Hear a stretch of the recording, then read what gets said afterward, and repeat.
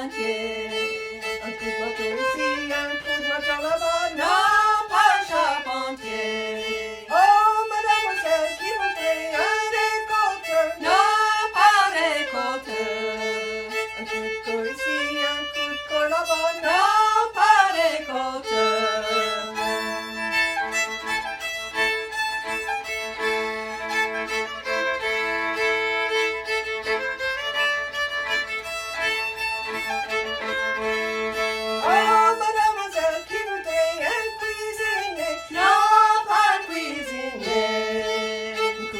Ici, ça coupe le bœuf à bas, non pas cuisinier. Oh, mademoiselle, qui voudrait un fournisseur? Non, pas fournisseur. Fournit l'argent ici, fournit l'argent là-bas, non pas fournisseur.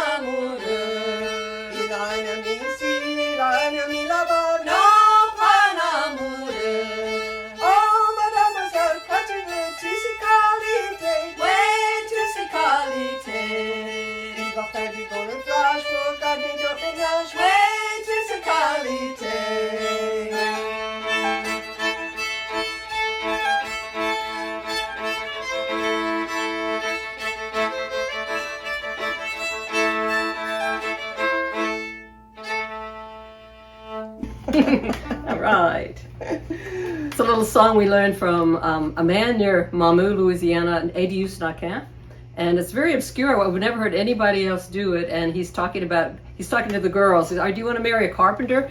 No, he's going to be out there banging his hammer all the time. Well, how about a cook? No, he's going to be chopping with his knives all the time. Well, how about a money lender? No, he'll be out lending money to other people. How about a lover? How about a farmer? And he's going to be chopping his hoe all the time, so we don't want that either. Well, how about a lover? No, he'll have a girlfriend over there, a girlfriend over here. No thanks. Well, what do you want then? Well, we want a man that has all of these qualities. Hard to please. Okay, cool. We are Anne Savoy and Jane Vidrine. We're sitting here in our kitchen in Eunice, and it's nice to visit with you this afternoon. Good old summer, rainy day in Louisiana. The next song is going to be a little song we learned from Amédée Ardouin, the late great African-American accordion player. But we just love this song. It's so unusual. It's a blues, the blues de Voyage. And he's saying, I can't stay here. I can't get a job, so I can't have money. Your parents don't like me. I have to leave. And that's basically the theme of the song. All because he can't get a job. And of course, the parents don't like him.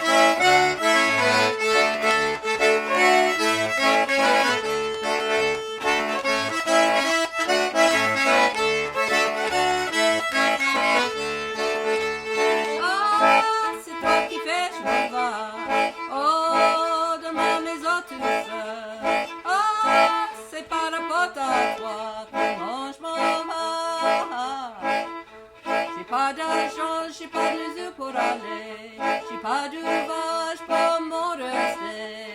Oh, il va rester.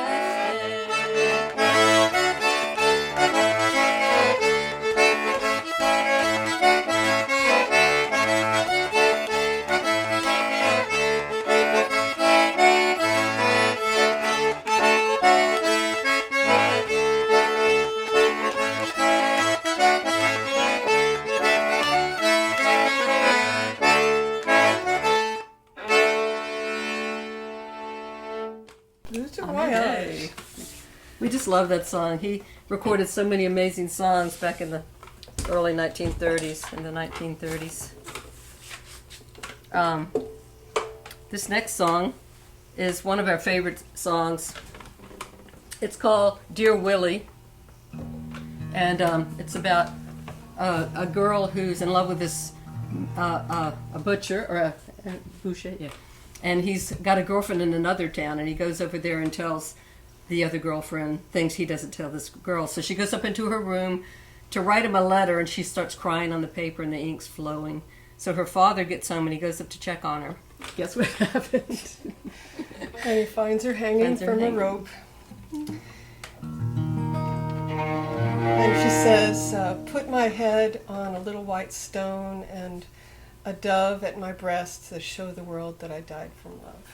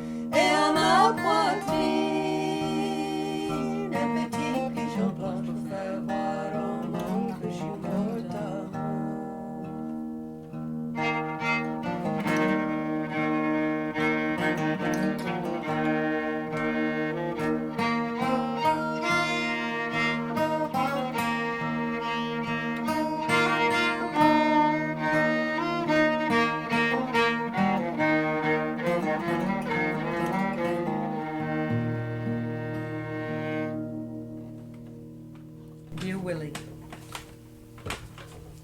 Believe it or not, that's our family's favorite. That was a special request from Mark Savoy. That's right.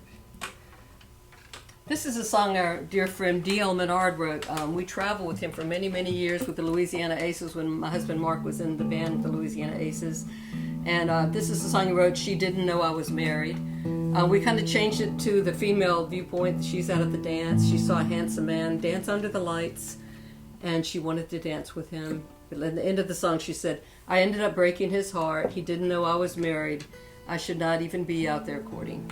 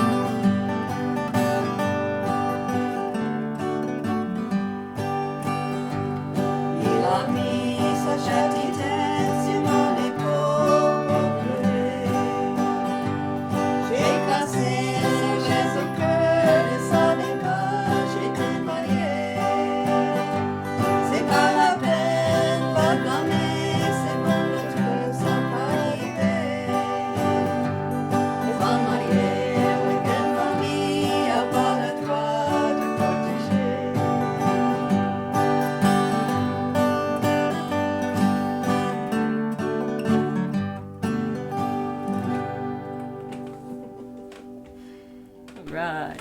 Could tune that string right there, couldn't I? Alrighty. So now we're going to go to the string band era a little bit. I think we learned this song from our friends, the Hackberry Ramblers. Yeah. Ledrin. I remember one time they were right in this kitchen.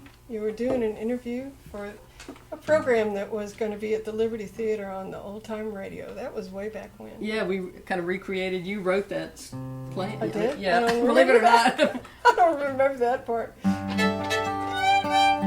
So this is called Hey Là-Bas.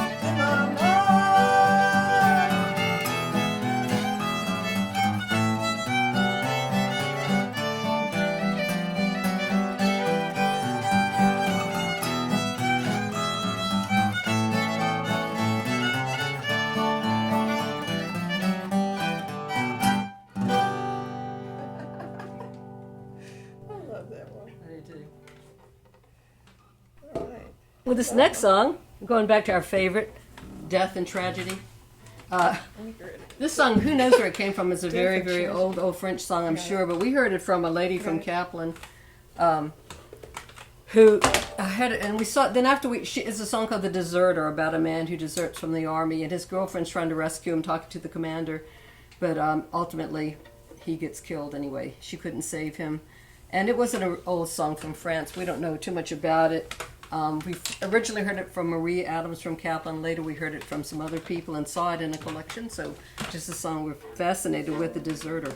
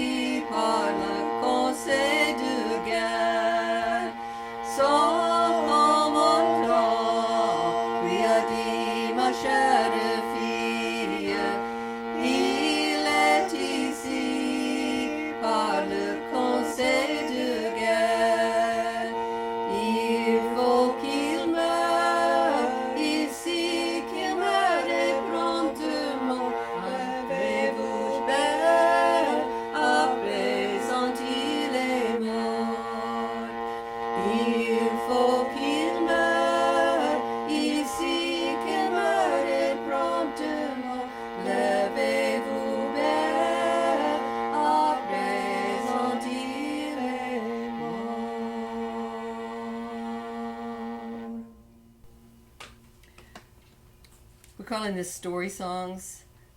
So all of these songs have a little story behind them. Let's do Grand Mallet. Grand Mallet, okay, great. Oops, sorry. This is a song Cannery Fontenot made famous. We really like it a lot, called Grand Mallet, just a happy little, let's go to Grand Mallet. He was a Creole fiddle player from nearby, Basile. And we're normally in the Magnolia Sisters. My guitar's really out of tune all of a sudden.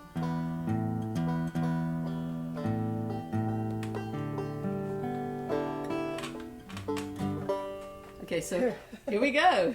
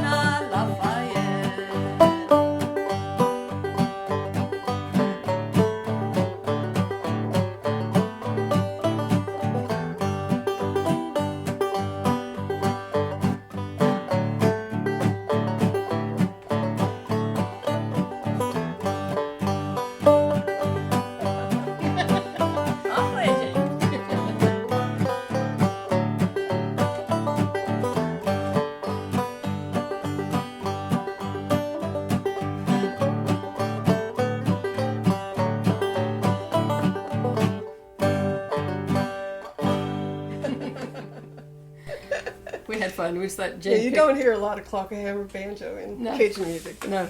it's fun every now and then. Yeah. Well, let's What do we do see. next? We could do. What do you think? We're going to How about the Crowley Waltz? The Crowley Waltz, okay. All of these songs have stories behind them.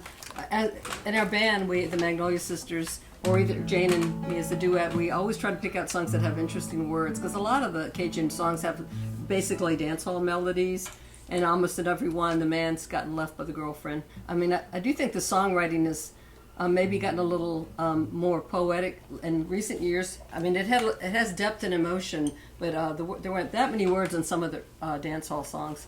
So this is one that we like a lot. The Cleoma Falcon, our musical heroine, I guess you'd say, wrote about her daughter. She was going down in a boat. She was on a ferry in New York, and her boat started sinking. And she had a little adopted daughter, Lulu, and she started thinking, what are you going to, I know you have a good babysitter, but if I die, who's going to take care of you? It's a beautiful little song. It's been recorded under the title Oh Ma Chère Petite Fille, or either the Crowley Waltz. And so we're going to play it for you.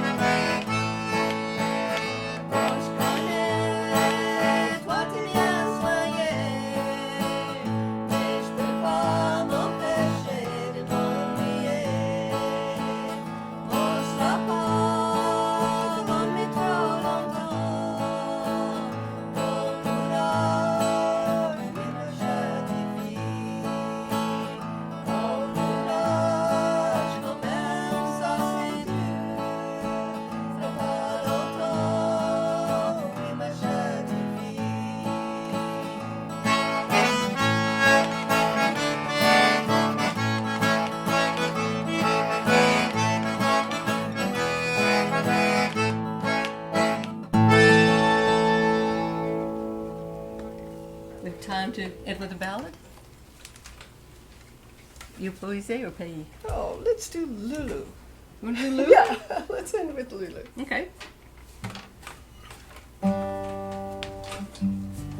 We're going to end with a happy little number. Excuse me, we're kind of tied up here.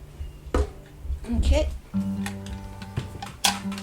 A little jazz song that Cleoma Falcon heard Fats Waller do, and she called it Lulu est revenue dans le village. We call it, in English, Lulu's back in town.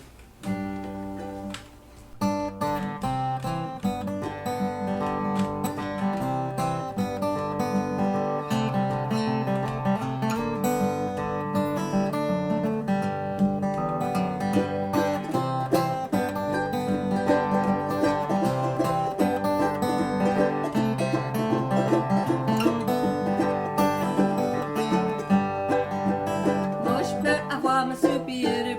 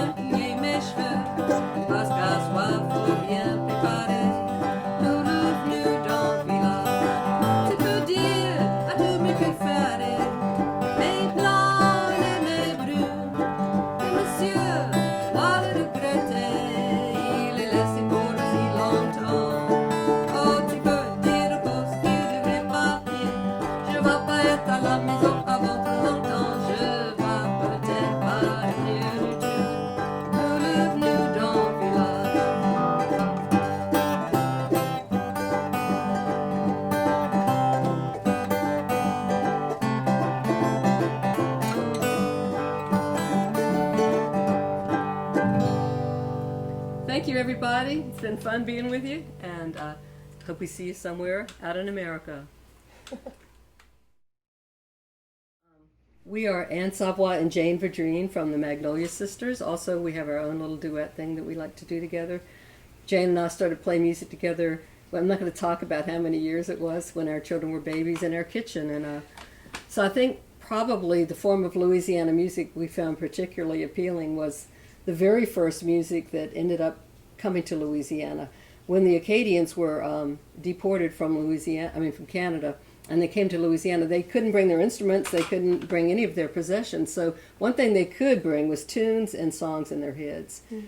So something we find really fascinating in Louisiana is that you find farmers out in the middle of nowhere that know all these very, very, hundreds of year old French ballads, and know all the words to them and are singing about subjects that they might not even know about, like chateaus, for example, or or being stopped on the road, like the King's Road, and being put handcuffs. Well, that they might have that know that part, but so we just are intrigued by all the songs that people know. So we got into collecting them. So over the past 44 or 50 years, we've been collecting ballads and archiving them. And so Jane and I would sing them together, and Jane had a background in music, and so she had quite a skill with harmonies, and so she would come up with all these incredible harmonies. And we also liked them because the stories in them are amazing. They're mostly things about love, and some of them are about war, but of course Jane and I tended more toward the love songs and the sad love songs, because, I don't know, we love sad songs. And some of the songs have direct connections with the English and Scottish ballads that had been collected, like by James Francis Child, or even over in this country in the Ozarks and the Appalachian Mountains. And I had known about some of those ballads, and a lot of the stories are the same kinds of stories. Like that one song we sing, Willie, is that's the Butcher Boy, and that's an American song or an English song. Yeah, we do that one about the girl that killed her. She killed herself over love. She hung herself. But something I wanted to say that made me think of when you said that. Oh yeah, the English connection. But something that we found the old Canadian songbooks from Quebec. Yeah. And Jane and I both had gone to Canada to play in various bands, and ended up they have a fantastic collection of songbooks with the old French ballads, and we recognized, wait a minute, the Cajuns do this song. One of our favorite came from the New Brunswick people, or Nova Scotia. It's called Isabeau se promène, about a girl walking on the beach, and she meets some sailors, and she goes out in the boat and gets compromised, and her honor's destroyed, and the old, but they had the same words on that song, and it's a very haunting melody. And then one day we're listening to a 78 record, and Blind Uncle Gaspard from Cottonport sings the same song, but he has this haunting version of it. So yeah, that's just one of our things. And I have to give a little credit to the collectors of these old songs, like Catherine Blanchette. Was one of the early collectors. She and all of her tapes are now at the UL Center of Louisiana Studies. Center for Louisiana Studies. The Center for Louisiana Studies. Of course, the Lomax is all you hear about, but there were other people: Harry Oster, Irene Therese Whitfield, who wrote the first songbook, which we had. I got that songbook when I was like 12 years old. It was called Louisiana Folk Songs. Really?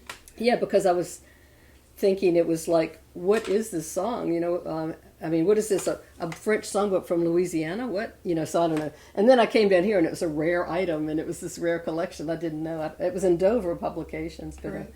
Anyway, so that's our thing, is collecting and trying to figure out how to sing these songs and make them come alive, and keep them haunting. Right. Keep the French language alive. Teach the words, the story songs. That's one of our passions. One thing is, since they had a really stark ancient sound in and of themselves, we tried to put arrangements with them that weren't too fancy or beautiful or any of those kinds of things, but had that kind of really stone carved edge to them. And so we would put harmonies with them that had lots of openness, and almost, if you've ever heard Gregorian chant, almost in that kind of realm. You know, Right. it's bringing that historical sound kind of forward with these old ballads and making them appeal to somebody who might not understand every word that we're singing, but they get the idea